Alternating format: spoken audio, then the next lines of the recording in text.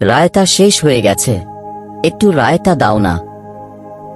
বাবুজি, রায়তা এখানেও শেষ হয়ে গেছে, তবে বাড়ি থেকে আসছে। আরে ছোটে, তুই এত দেরি করলি কেন? চল, বাবুজিকে এক এক বাটি রায়তা দিয়ে দে।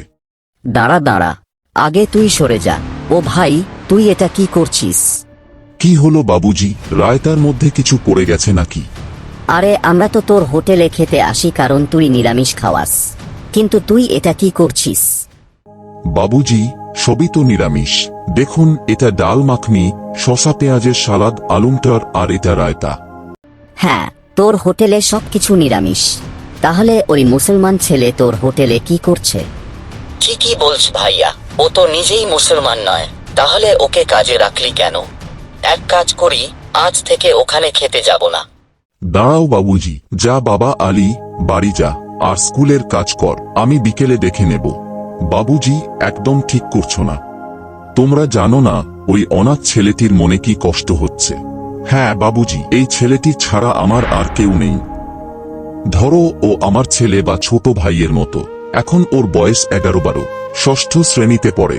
তখন ও ছিল মাত্র 4 বছরের যখন ওকে প্রথম পাই। একদিন সকালে সবজি বাজারে গিয়েছিলাম, ও এলো টাকা চাইতে। কথা বলতেই জানলাম ও অনাথ। তারপর থানায় জানিয়ে ওকে বাড়িতে নিয়ে এলাম। সেই থেকে ও আমার সঙ্গেই আছে। বাবুজি, আমি চাই না ও কখনো ভাবুক যে ওর মা বাবা নেই। শুধু একটা জিনিস, আমার বাড়িতে মাংস ফিশ রান্না হয় না, আর আমি নিজেও খাই না, তাই ও খায় না। একবার মসজিদের বাইরে মৌলভী সাহেব বলেছিলেন, মুসলমান মানুষ মাংস ফিশ না খেয়েও ভালো মুসলমান হতে পারে। তখন থেকে আমাদের মধ্যে কোনো ফারাক নেই, আমরা ভালোই আছি। সত্যি বলছি, তুমি খুব ভালো মানুষ। তুমি মানবতার দারুণ উদাহরণ।